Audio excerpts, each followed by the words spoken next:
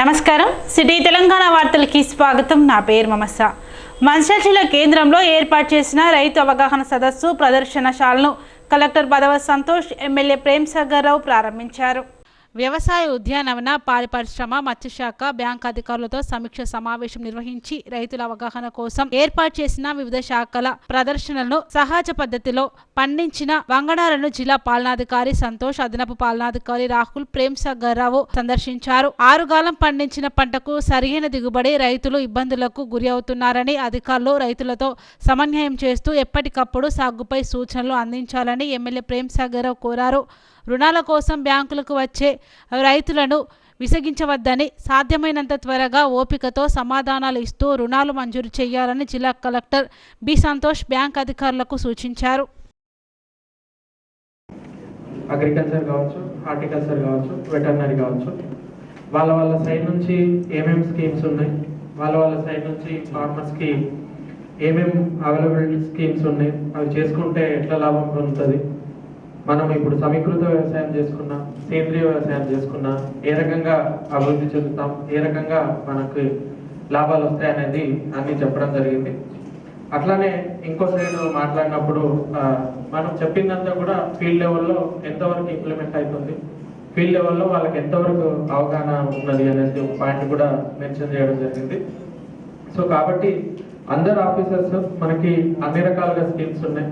ఫార్మర్స్కి మనం సమీకృత వ్యవసాయం చేసిన, సేంద్రీయ వ్యవసాయం చేసిన ఇనిషియల్గా కొంచెము ఇదున్నా కూడా ఫర్దర్గా దాంట్లో నుంచి మంచి లాభాలు, మా సైడ్ నుంచి కూడా ఆ మార్కెటింగ్ ఏదైతే ఇబ్బందులు ఉన్నాయో ఆ మార్కెటింగ్ సైడ్ నుంచి కూడా మేము కూడా ఇంప్రూవ్ చేస్తాం, సో దట్ వాళ్ళకి లాభాలు పెరిగేటట్టు.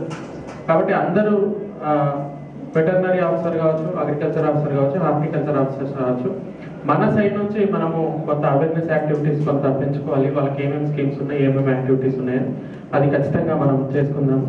ఇంకొకటి, అందరు బ్యాంకర్స్ ఉన్నారు.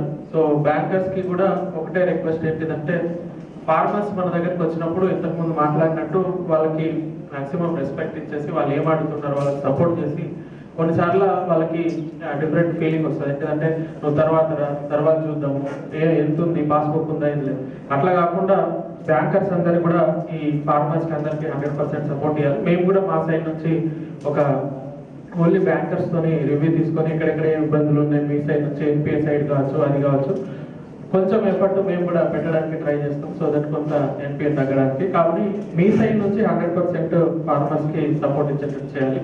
మేము కూడా డిస్ట్రిక్ట్ అడ్మినిస్ట్రేషన్ నుంచి కంటిన్యూస్ రివ్యూస్ తీసుకొని ఫార్మర్స్ ఎక్కడెక్కడ ఇబ్బందులు ఉన్నాయో తెలుసుకొని అవి కూడా రెక్టిఫై చేసుకోవడానికి అన్ని రకాలుగా చర్యలు తీసుకుంటాం. So thank you.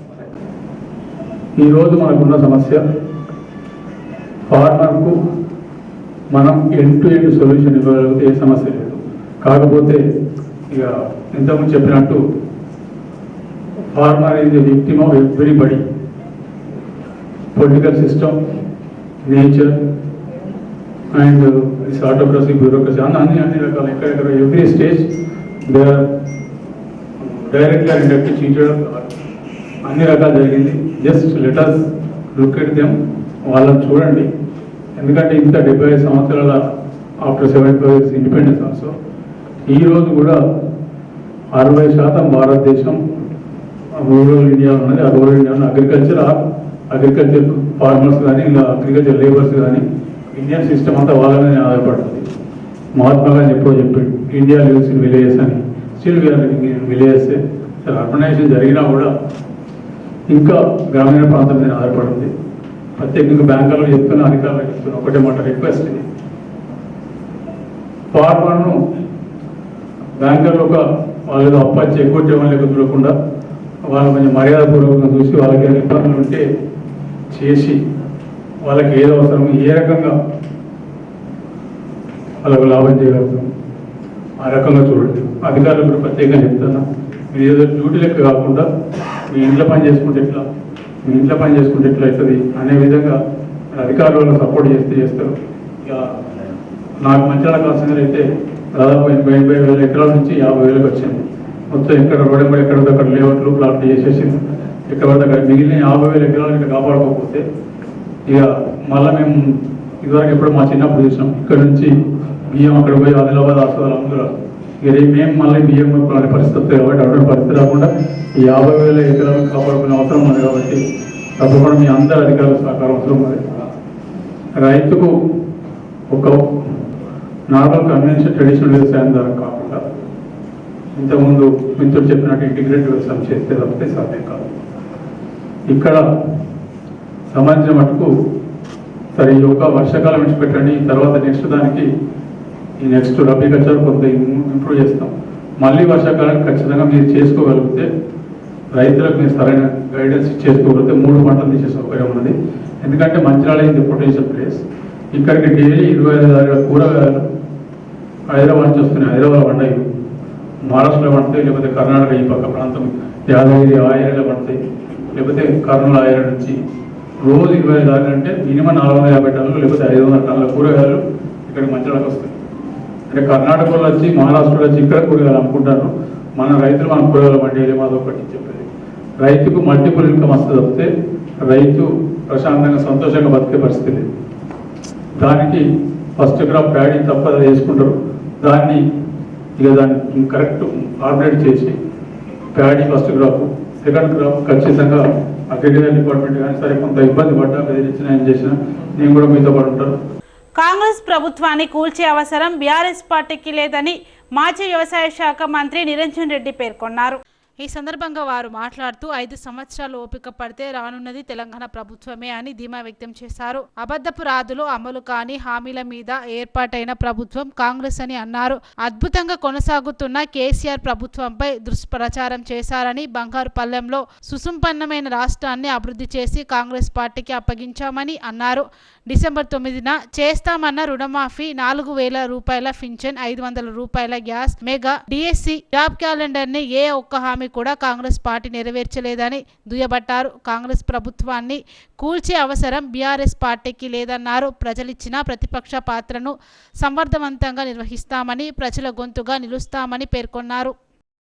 అందుకే ఓడినటువంటి వాళ్ళు వాళ్ళ మనోనిబ్బరం దెబ్బతినొద్దు, వాళ్ళని న్యూనతపరచొద్దు, వాళ్ళని అవమానపరచొద్దు, వాళ్ళని కూడా గౌరవించాలని ఆ ప్రైజులు ఇచ్చేటప్పుడు ఏం చేస్తారంటే ముందు రన్నర్స్ అప్ అని ఇస్తారు. ఓడిపోయినటువంటి వాళ్ళకి మొదటి బహుమతి ఇస్తారు. ఎప్పుడైనా సరే మీరు గుర్తుపెట్టుకోండి.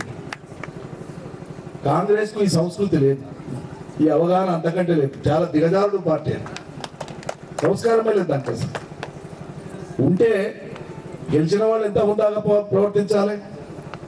కూడబలుకున్నట్లు రాష్ట్ర వ్యాప్తంగా ఫలితాలు వచ్చినాక అన్ని నియోజకవర్గాల్లో వెకిలి చేస్తారు. వికృత ఆనందహీనలు సమరం చేసుకోవడం, సంతోషపడడం తప్పు కాదు.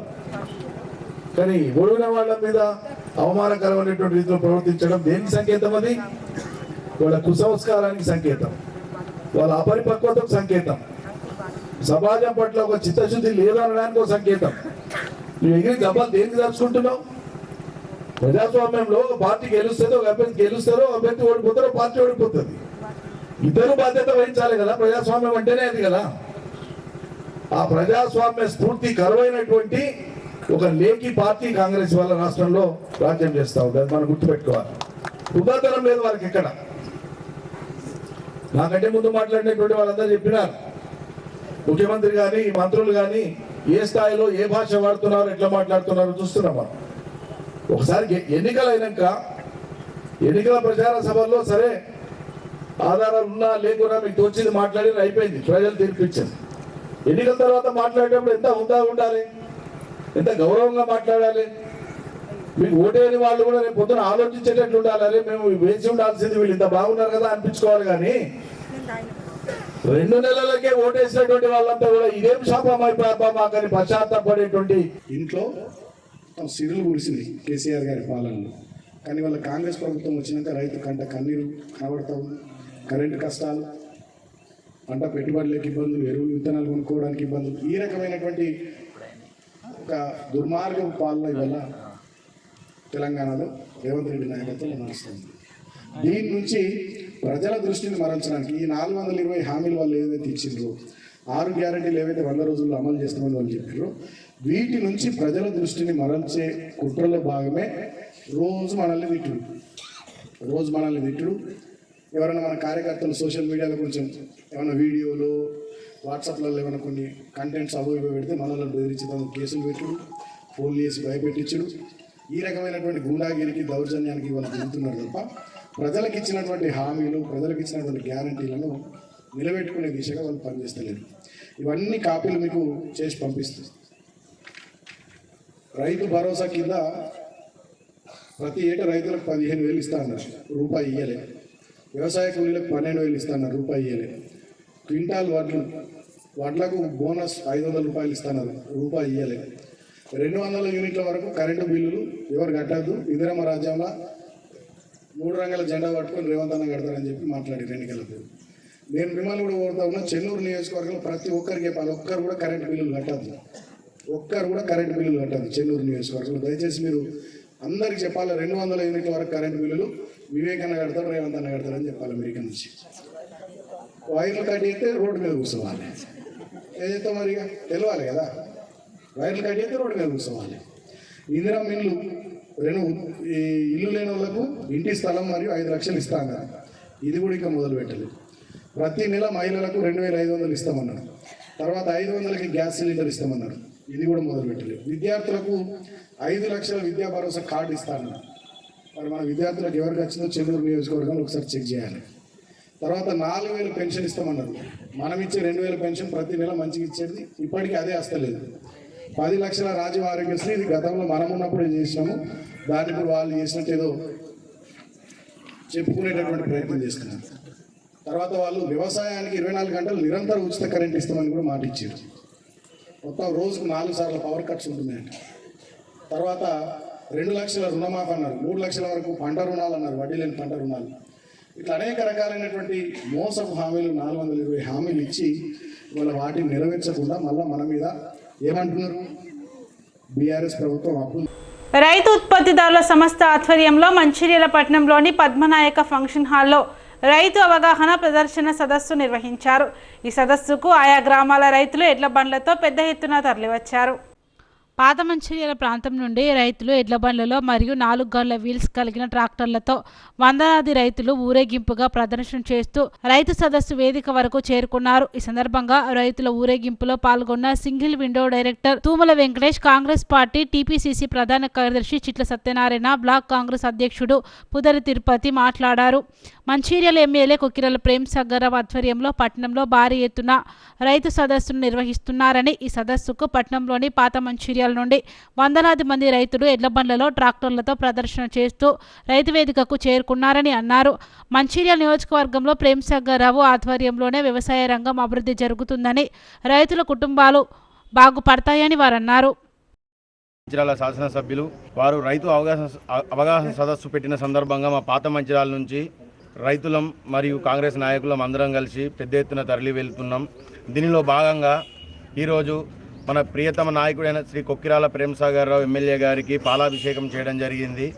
ఈ కార్యక్రమంలో పాత మంచిర్యాలకు సంబంధించిన రైతులు కానీ ప్రజలు కానీ ఎంతో అద్భుతంగా పాల్గొన్నారు. ఈ మా పాత మంచిర్యాల కచ్చి చౌరస్తా నుంచి మొదలుకొని పద్మనాయక ఫంక్షన్ హాల్ వరకు మా రైతులందరితో కలిసి ర్యాలీగా వెళ్తున్నాం.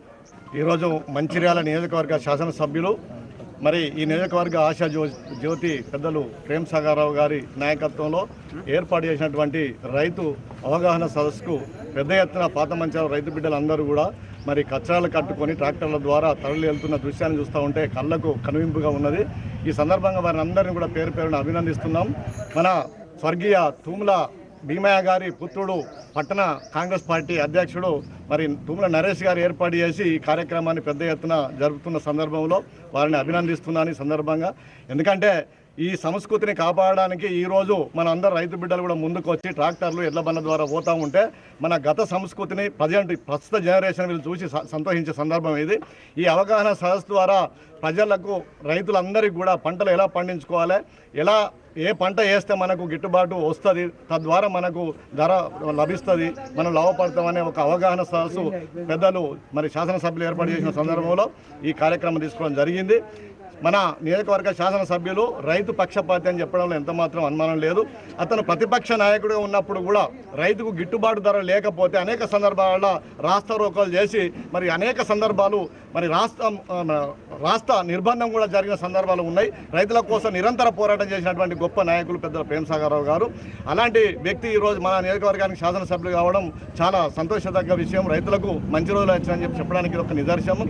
అతను గెలిచిన మరుక్షణమే ఏదైతే బస్తాకు 2 కిలోలు మరి గత ప్రభుత్వము బీఆర్ఎస్ పార్టీ తాలు కింద తీసిందో అతను గెలిచిన ప్రమాణ స్వీకారం చేయకముందే అధికారులకు ఆర్డర్ జారీ చేసి నా నియోజకవర్గ రైతులు నష్టపోవద్దు, ఒక గింజ కూడా తరుగు తీసిన ఒప్పుకోవాలని చెప్పి అధికారులకు హెచ్చరిక జారీ చేసి ఒక గింజ కూడా తరుగు లేకుండా రైతుల దగ్గరికి వెళ్ళి ధాన్యాన్ని కొన్న ఘనత కూడా మన రాష్ట్రంలో పెద్దల ప్రేమసాగర్ రావు గారికి దక్కుతుందని చెప్పి సందర్భం తెలియజేయడం జరుగుతుంది. అలాంటి గొప్ప నాయకత్వంలో మనం అందరం కూడా పనిచేస్తున్నందుకు గర్వపడాలని చెప్పి సందర్భం తెలియజేస్తూ ఇక బీజేపీ రాష్ట్రం తీసుకుంటే 3 నల్ల చట్టాలు రైతు వ్యతిరేక 3 నల్ల చట్టాలు తీసుకొచ్చిన సందర్భంలో కూడా మరి జాతీయ కాంగ్రెస్ పార్టీ ఆధ్వర్యంలో పెద్ద ఎత్తున ధర్నాలు రాస్తారోకలు చేస్తే వారిని కూడా తోక ముడిసి ఉపశమనం చేసుకున్న సందర్భము బీజేపీ కేవలము రైతు వ్యతిరేక పార్టీ, కేవలం పెట్టుబడిదారులకి తొత్తుగా పరిపాలన కొనసాగుతున్నటువంటి బీజేపీ ప్రభుత్వం. ఇక్కడ ఓడిపోయిన బీఆర్ఎస్ ప్రభుత్వం అది కేవలం ధనార్జన ధ్యేయంగా పెట్టుకొని అక్రమంగా అవినీతి సొమ్ము మరి దాచుకుంటూ ప్రాజెక్టులను కుప్పగూలుస్తూ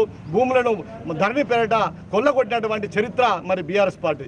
పాతమంచిరాల్లో మా మిత్రుడు పట్టణ కాంగ్రెస్ మిత్రుడు తుమ్మల నరేష్, అదేవిధంగా తుమ్మల వెంకటేష్ గారు వాళ్ళ నాయకత్వంలో రైతు సోదరులందరూ కలిసి పెద్దలు గౌరవనీయులు మంచిర్యాల శాసనసభ్యులు ప్రేమసాగర్ రావు గారికి పాలాభిషేకం కార్యక్రమం ఏర్పాటు చేయడం జరిగింది. దానిలో భాగంగా ముఖ్య విషయం ఏంటంటే పెద్దలు గౌరవనీయులు ప్రేమసాగర్ రావు గారు ఎమ్మెల్యేగా గెలిచిన వెంటనే ఫలితాలు వచ్చిన 2వ రోజే రైతుల గురించి పట్టించుకొని రైతులు పడుతున్న ఇబ్బందులు తెలుసుకొని అధికారులందరూ కూడా అప్రమత్తం చేసి ఏదైతే రైతులకు గత ప్రభుత్వంలో క్వింటాలకు 8 నుంచి 10 క్వింటాలు తరుగు రూపాయన తాలు రూపాయన ఏదైతే దోచుకున్నారో ప్రభుత్వం కానీ అప్పుడున్న అధికారులు పట్టించుకోకపోతే అప్పుడున్న శాసనసభ్యులు పట్టించుకోకపోతే దళారులు దోచుకున్నారు, రైస్ మిల్లర్లు కూడా దోచుకున్నారు. దాన్ని గెలిచిన వెంటనే ప్రేమసాగర్ రావు గారు తెలంగాణ రాష్ట్రంలో ఎక్కడ లేని విధంగా మొట్టమొదటిసారిగా రైతులకు అన్యాయం జరుగుతుందని గ్రహించి ఆ రోజు తరుగు లేకుండా ఎన్నో ఉన్నదుట్టడుగా తీసుకోవడం చెప్పడం జరిగింది. అది తెలంగాణ రాష్ట్రంలోనే మొట్టమొదటిసారిగా అమలు చేసిన ఘనత పెద్దలు ప్రేమసాగర్ రావుకి దక్కుతుంది. ఎందుకంటే పెద్దలు ప్రేమసాగర్ రావు రైతు పక్షపాతి, నిరంతరం రైతు క్షేమంగా ఉండాలని ఆలోచించే వ్యక్తి పెద్దలు ప్రేమసాగర్ రావు గారు. తాను మొన్న Dandepalli Gudem irrigation lift project కూడా తను గెలిచిన తర్వాత ఆ రోజు ఉన్న మరమ్మతులు చేయించి ఇప్పటికి 1.5 టీఎంసీ నీళ్ళు వస్తున్నాయి, 2 టీఎంసీ నీళ్ళు రావాలి. మిగతా కొంత కూడా రిపేర్ చేసే ఉంది. అది కూడా ప్రేమసాగర్ రావు గారు వారి నాయకత్వంలో తప్పకుండా ఆ పైపులు కూడా మార్చడం జరుగుతుంది. రైతు పక్షపాతాన్ని చెప్పడానికి నిదర్శనం ఈరోజు పెద్దలు ప్రేమసాగర్ రావు గారు మంచిర్యాల పట్టణంలో ఈరోజు రైతు అవగాహన సదస్సును కూడా ఏర్పాటు చేయడం జరిగింది. ఈ నియోజకవర్గ ప్రజలకు, ఈ నియోజకవర్గ రైతులు అందరూ కూడా క్షేమంగా ఉండాలనే ఉద్దేశం కొద్ది రైతు అవగాహన సదస్సును కూడా ఏర్పాటు చేయడం జరిగింది. ఈ సమావేశంలో అనేక విభాగాలు కూడా పాల్గొనడం జరుగుతుంది. అధికారులు పాల్గొంటున్నారు, రైతులు పాల్గొంటున్నారు. ఇంకొక విషయం ఏంటంటే రైతులకు తప్పకుండా ఈ ప్రాంతానికి మేలుకోలే పెద్దలు ప్రేమసాగర్ రావు గారు రైతు వెన్నంటే ఉండి తప్పకుండా రైతులకు గిట్టుబాటు ధర ఇప్పడం అయితేనే ఏ పంట విషయంలో అయితేనే అన్నిట్లా ముందుంటాడని చెప్పి సందర్భంగా తెలియజేస్తూ ఈ నియోజకవర్గ ప్రజలకు ఎప్పటికీ కూడా వెన్నంటే ఉండే వ్యక్తి పెద్దలు ప్రేమసాగర్ రావు గారు అని చెప్పి తెలియజేయడం జరుగుతుంది. కాంగ్రెస్ ప్రభుత్వం సింగరేణి కార్మికులకు సొంతింటి పథకం అమలు చేయాలని ఏఐటీయూసీ కేంద్ర కార్యదర్శి ఎండి అక్బర్ అలీ డిమాండ్ చేశారు. తెలంగాణ ప్రభుత్వం మార్పు జరిగిన తర్వాత సింగరేణి కార్మికులు కాంగ్రెస్ ప్రభుత్వం పైన చాలా ఆశలు పెట్టుకున్నారని అన్నారు. టీఆర్ఎస్ ప్రభుత్వం లాగా రాజకీయ జోక్యం ఉండదని ఆశించినా కానీ అదే కాంగ్రెస్లో కూడా గడ్డు పరిస్థితులు ఉన్నాయని అన్నారు. కొత్త గనులపై కానీ వర్కర్స్పై ఆదాయ పన్ను రాయితీలు, స్వంత ఇంటి పథకం, కాంట్రాక్ట్ కార్మికులు జీవో అమలు చేయడంపై, కంపెనీకి చెందిన బకాయిలపై ఎలాంటి చర్యలు తీసుకోవడం లేదన్నారు. కానీ ఇటీవల ఎన్నికల ముందు ఆర్డర్లు ఇచ్చి 2 రోజులు విధులు నిర్వహించిన అనంతరం ఎన్నికల కోడ్ పేరుతో విధులు నిలిపివేసి పెండింగ్లో ఉన్న 300 పెండింగ్ కార్మికులు, గతంలో సెలెక్ట్ అయిన టెక్నికల్, పారామెడికల్ కార్మికులు మొత్తం 600 మందికి అపాయింట్మెంట్ ఆర్డర్లు ఇవ్వకుండా యాజమాన్యం వారందరినీ హైదరాబాద్ రావాలని ఆదేశించి అక్కడ మంత్రి చేతుల మీదుగా ఆర్డర్లు ఇప్పించుటకు ఈ కార్యక్రమం నిర్వహించడం శోచనీయమని అన్నారు. తెలంగాణలో ప్రభుత్వం మారిన తరువాత సింగరేణిలో కూడా విధానాలు మారుతాయని చెప్పేసి కార్మికులు ఆశించడం జరిగింది. గుర్తింపు సంఘం ఎన్నికలు జరిగి నెల దాటినా ఇంకా గుర్తించడం లేదు యాజమాన్యం కానీ ప్రభుత్వం కానీ. మరి గతంలో ప్రభుత్వం ఉన్నప్పుడు సింగరేణిలో రాజకీయ జోక్యం అధికమైందని చెప్పేసి గగ్గోలు పెట్టిన ప్రస్తుత కాంగ్రెస్ నాయకులు మరి ఇప్పుడు అధికారంలోకి వచ్చిన తర్వాత కూడా వాళ్ళు కూడా ఎమ్మెల్యేల ద్వారా ప్రజాప్రతినిధుల ద్వారా పైరవీలు చేస్తూ సింగరేణిలో మళ్ళీ రాజకీయ జోక్యానికి అవకాశం కల్పించడం జరుగుతుంది. మరి ఏ విధానాన్ని పోవాలని చెప్పేసి కార్మికులు వ్యతిరేకించిండ్రో అదే రావడం జరుగుతుంది. కాబట్టి ఇప్పటికైనా కాంగ్రెస్ నాయకులు, కాంగ్రెస్ అధికారులందరూ చూసి మరి ఆ విధానాన్ని మార్చుకోవడం ద్వారానే సింగరేణి బాగుపడుద్ది. ఆ రాజకీయ విధానాలు మారాలి. అదేవిధంగా సింగరేణికి రావాల్సిన బాకాయిల మీద ఇప్పటి వరకు 29,000 కోట్ల మీద ప్రకటన జరగలేదు. మరి అవి ఇచ్చి సింగరేణిని అభివృద్ధి చేయాలి.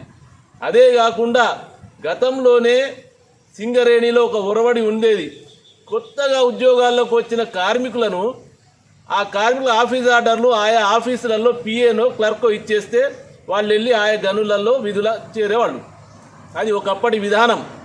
కానీ తెలంగాణ వచ్చిన తర్వాత, టీఆర్ఎస్ వచ్చిన తర్వాత ఆఫీస్ ఆర్డర్లు ఇచ్చే విధానాన్ని ఏం చేసిండ్రు, జిఎం ఆఫీసులలో పెట్టి జిఎం చేతుల మీదుగా ఒక పెద్ద ఏదో ఉద్యోగాలు వాళ్ళే ప్రభుత్వం ఇచ్చినట్టుగా కొనసాగించిండ్రు. సరే, అది ఏరియాల వారీగా అక్కడక్కడ జిఎం ఆఫీసులలో ఇచ్చిన ఆఫీస్ ఆర్డర్లను ఈరోజు కాంగ్రెస్ ప్రభుత్వం వచ్చిన తర్వాత హైదరాబాద్లో పెట్టి సీఎంలతో నిప్పిస్తారట. ఈ జిఎం లెవెల్ కూడా తగ్గిపోయింది. ఈ ఆఫీస్ ఆర్డర్లు అందరూ హైదరాబాద్కు రావాలంట. ఇటీవల ఉద్యోగాల్లో చేరి 149 మంది, అది ఎప్పుడో ఎలక్షన్లకు ముందే వాళ్ళకి ఆర్డర్ ఇచ్చేసిండ్రు. వాళ్ళు 2 రోజులు డ్యూటీలు చేసిన తర్వాత వాళ్ళ డ్యూటీలు ఆపేసి మళ్ళీ హైదరాబాద్లో ఆఫీస్ ఆర్డర్లు ఇస్తామంటున్నారు 149 మంది క్లర్కులు, జూనియర్ అసిస్టెంట్లు. అదే కాకుండా పెండింగ్లో ఉన్న 300 మంది బదిలీ వర్కర్సు, అది హైదరాబాద్లో ఇస్తారట.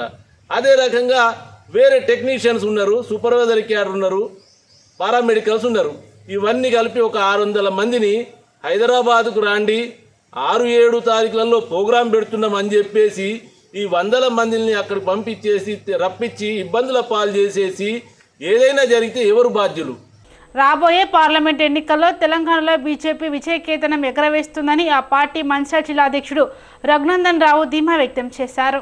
రఘునందన్ రావు మాట్లాడుతూ కేంద్రంలో 3వసారి నరేంద్ర మోడీ ప్రధానమంత్రిగా బాధ్యతలు స్వీకరించడం ఖాయమని అన్నారు. దేశమంతా బీజేపీ అధికారంలోకి రావాలని ఆకాంక్షిస్తున్నారని తెలిపారు. అన్ని రాష్ట్రాల్లో కాంగ్రెస్ పతనమైందని, కేంద్రంలో అధికారంలోకి రావడం కల అని అన్నారు.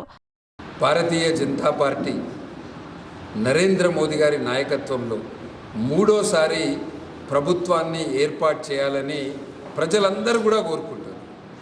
భారతదేశం అంతా కూడా ఇవాళ నరేంద్ర మోదీ గారిని మరొక్కసారి ప్రధానమంత్రి చేయాలి, నరేంద్ర మోదీ గారి ప్రభుత్వం రావాలి అని కోరుకుంటారు.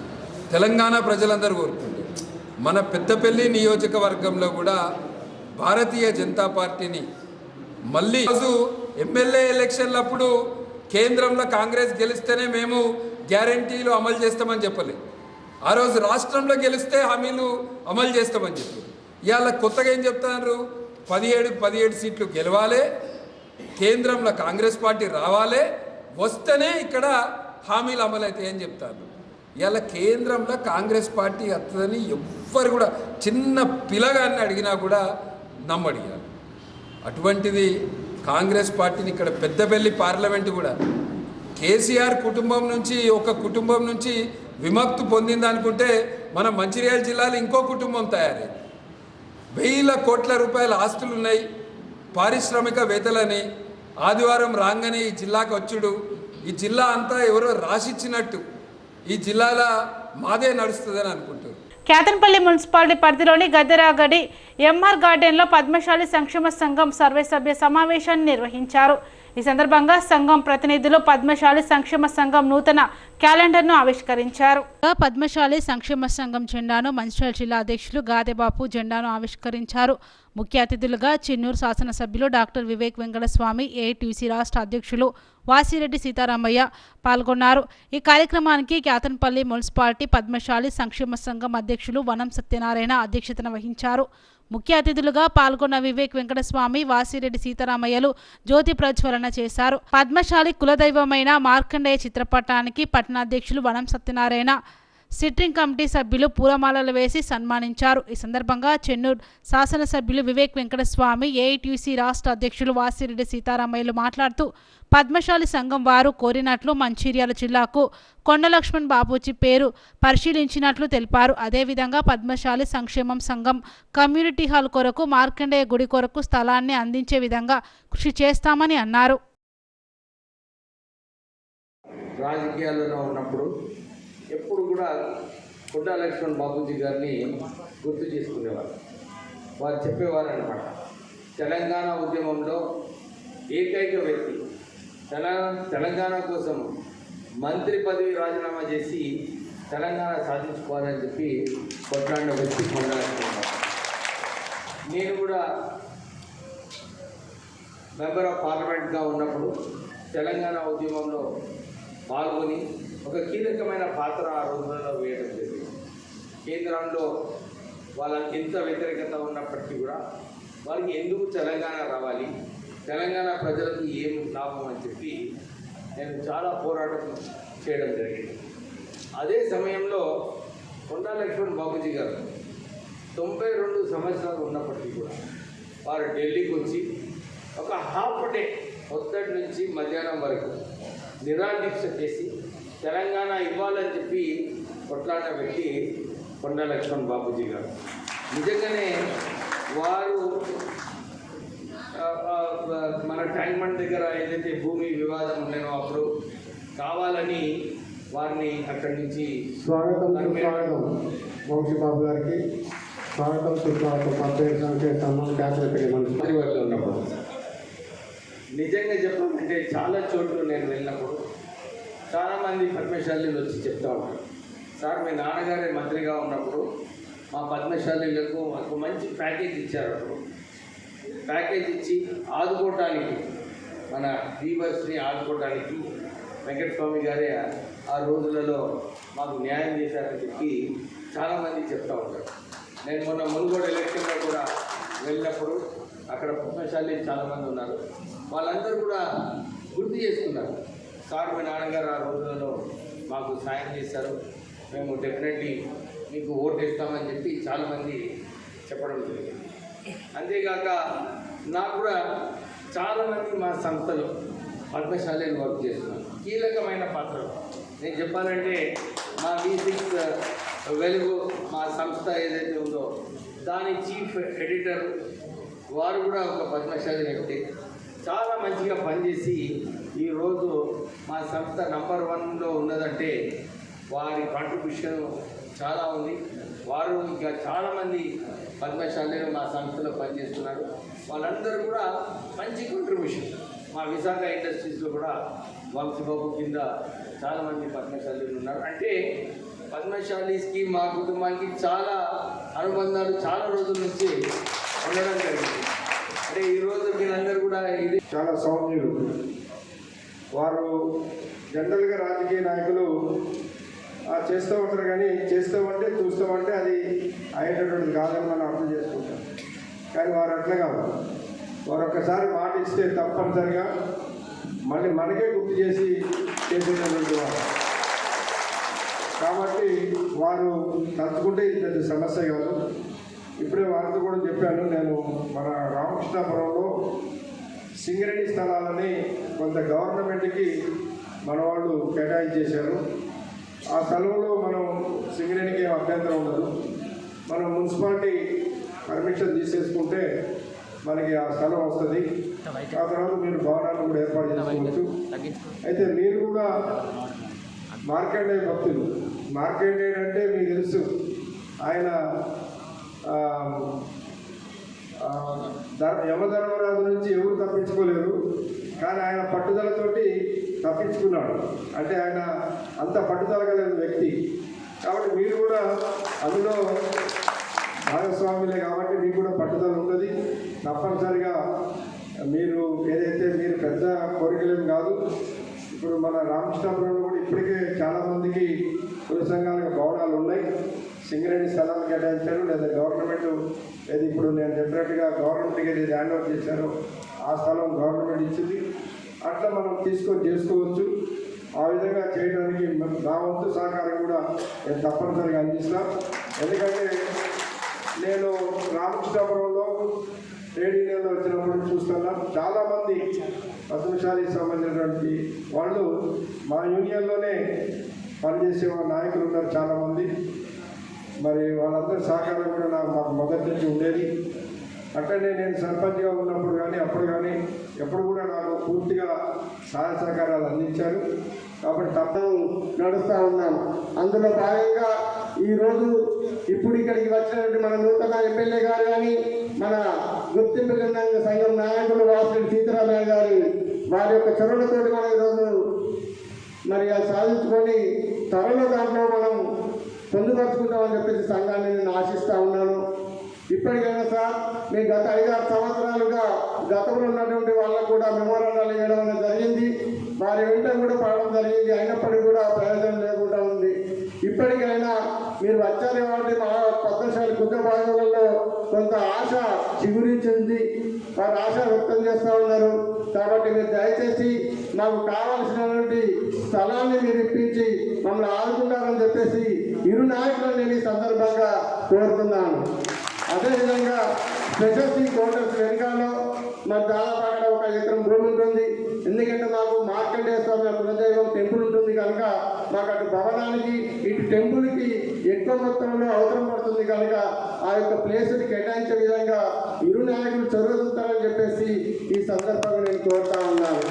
అదేవిధంగా గతంలో కూడా చాలాసార్లు ఎన్నిసార్లు మొరపెట్టుకున్నా కూడా మాకు ఆ ఫలితం దక్కకపోయింది. ఈరోజు మీరు వస్తున్నారంటే మా మాతా సామ్రాజ్యంతో ఆశపడి సంతోషపడతా ఉన్నారు. ఇక మనకు భవనం అవుతుంది, మనకు స్థలం అవుతుందని చెప్పేసి మిత్రులు కూడా మరి సంతోషం వ్యక్తపరిచారు ఇంతకు ముందే.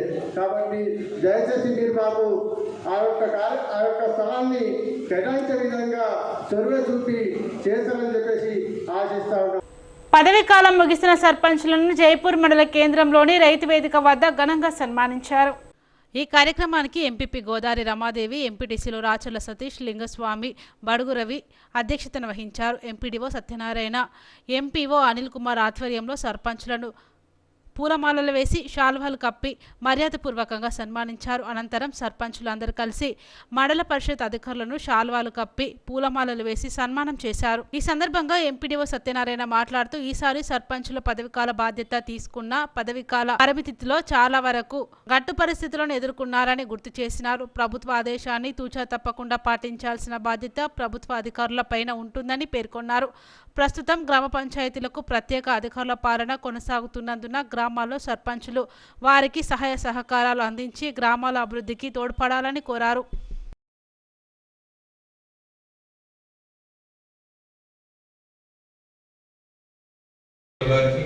గౌరవ ఎంపీటీసీలకు, గౌరవ సర్పంచ్లకు, పంచాయతీ కార్యదర్శులకు, మరి మండల స్థాయి అధికారులకు, ఉపాధి హామీ సిబ్బందికి, ఇక్కడ ఉన్న పత్రికా సోదరులందరికీ పేరు పేరు నమస్కారం. ఇందాక గౌరవ సర్పంచ్ చెప్పినట్టు ఇంతకుముందు ఉన్న సర్పంచ్ల కాలం పేరుండే రీసెంట్ అయిన కాలం చాలా కఠినమైంది. చాలా వర్క్ చేసిన వీళ్ళు, అది కాదనలేము. అయితే ఇప్పుడు మనం ఎట్లంటే ప్రభుత్వ ఆదేశాన్ని ఇప్పటికప్పుడు తూచా తప్పకుండా పాటించాల్సిన బాధ్యత ప్రభుత్వ అధికారులైన మా మీద ఉంటుంది. కాబట్టి ఇప్పుడు గ్రామ పంచాయతీ ప్రత్యేక అధికారులు వచ్చారు కాబట్టి నేను గౌరవ సర్పంచులందరినీ సభాముఖంగా కోరుతున్నా. గతంలో మాకైతే ఎంతైతే మీరు కోఆపరేషన్ ఇచ్చిండ్రో ఇప్పుడు వచ్చిన గ్రామ పంచాయతీ ప్రత్యేక అధికారులు కూడా అట్లా సహాయ సహకారాలు అందించి మీ గ్రామాన్ని అభివృద్ధి చేసుకుంటారని చెప్పి సభాముఖంగా కోరుతున్నాను. అందరికీ ధన్యవాదాలు. మీరు విలువగా నచ్చినందుకు మీ అందరూ భోజనం చేసి వెళ్ళాలని మా ఆహ్వానం మేరకు మీరు వచ్చి అందరికీ ధన్యవాదాలు తెలియజేస్తాను. మన దేశమే కాదు ప్రపంచమే అదలగుతలం అయిపోయింది. అప్పుడు కనీసం వాళ్ళు ఇంటికి వెళ్ళాలంటే కూడా మనము ఏదో వైరస్ గాయలకి చనిపోతుంది అని చెప్పి ఒక వార్తలు రావడం వల్ల వాళ్ళ ఇంటికి కూడా ఎవరు వెళ్ళలేదు. అలాగే ప్రతిదీ కూడా దగ్గర నుండి సేవ చేసినాము. ఈ కాలంలో కేవలం మేము సేవకులమే మిగిలిపోయినాం తప్ప ఒక సర్పంచ్గా ఇక్కడ అనుభవించలేదు ఏంటిది. అయితే 2.5 సంవత్సరాల కంటే ఎక్కువ కూడా మాది వృధా కాలమే గడిచిపోయింది. తర్వాత మేము అభివృద్ధి చేసినటువంటి 2 సంవత్సరాలే. అందులో భాగంగా మీకు తెలిసిగా మనకేంటి నిధులు సక్రమంగా రాకపోవడం.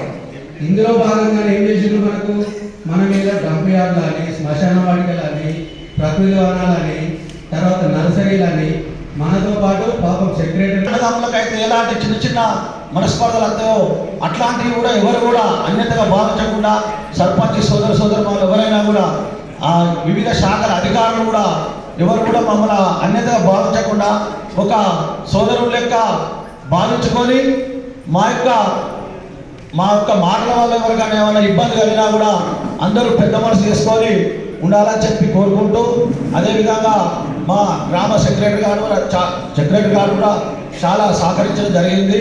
ఇంకొకటి ముఖ్య విషయం ఏంటంటే, నాకున్న ఒకటి అదృష్టం, మా గౌరవ ఎంపీటీసీ గారు రాజేళ్ల సతీష్ గారు నాకు సోదర.